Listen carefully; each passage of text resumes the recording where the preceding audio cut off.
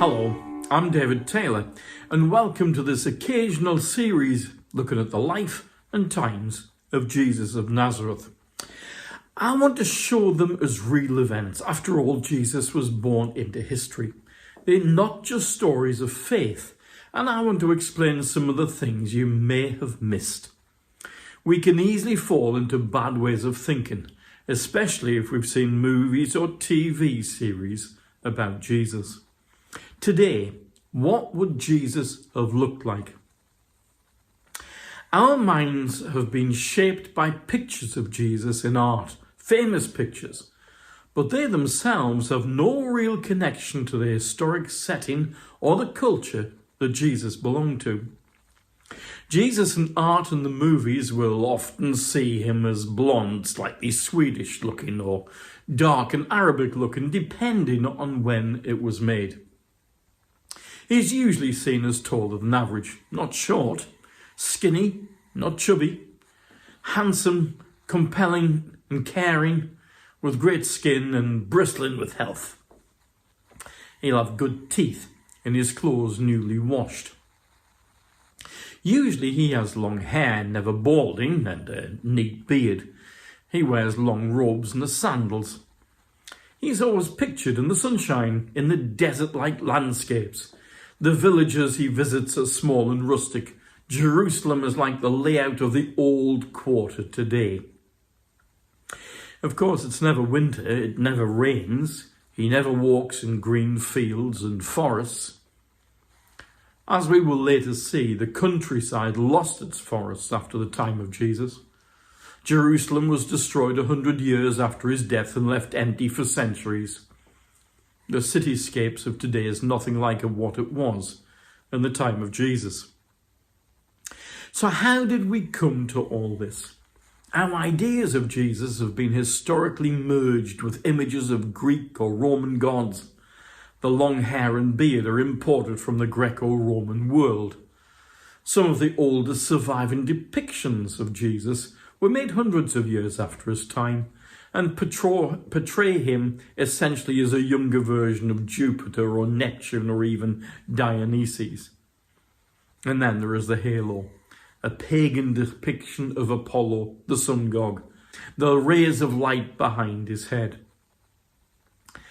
The point of these images was never to show Jesus as a man, but to make theological points about who Jesus was as the Christ, King, Judge, and the Divine Son.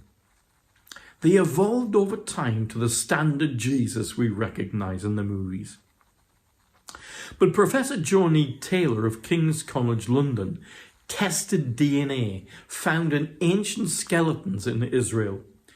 And what she learned is the Judeans of the time were closest biologically to the Iraqi Jews today. She says, think dark brown to glossy black hair, deep brown eyes, olive brown skin. Jesus would have been a man of distinctive Middle East appearance, not Arabic, but Jewish. In terms of height, an average man of the time stood 5'5" tall. None of the gospel writers stop to give a physical description of Jesus, and neither do ancient Christian writers. But the gospels give some clues. One thing everyone agrees on is that Jesus had long hair, right? Well, actually, no. Back in the times of Ezekiel, the priests were given the instructions, taken and recorded in Ezekiel 44:20.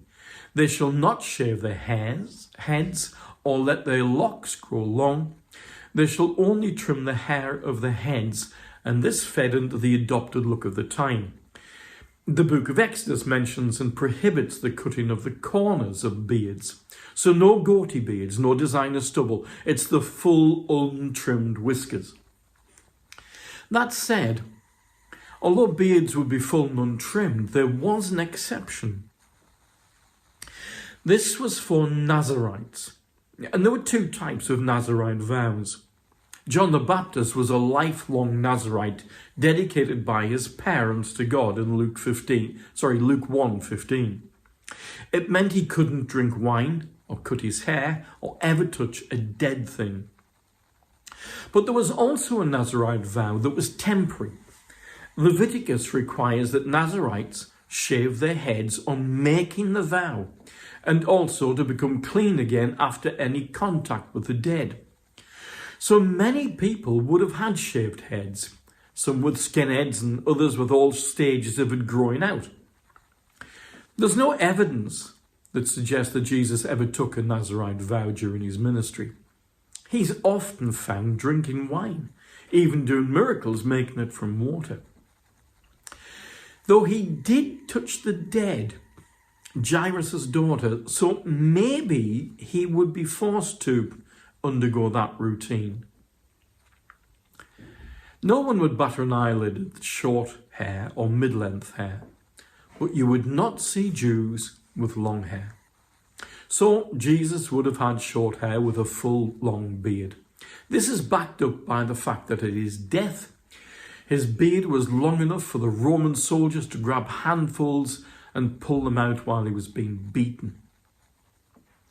As Paul says in his letter to Corinthians, does not nature tell you that for a man to have long hair is dishonourable to him?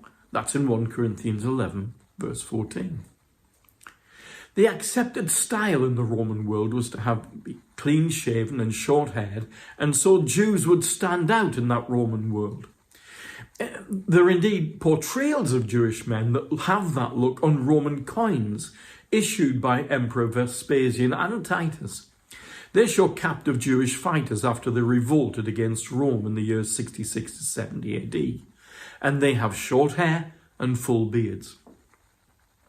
Peasant clothes were homespun wool or linen, loose-fitting, in one of those soft colours of natural dyes, cream or deep-faded pink or soft grey.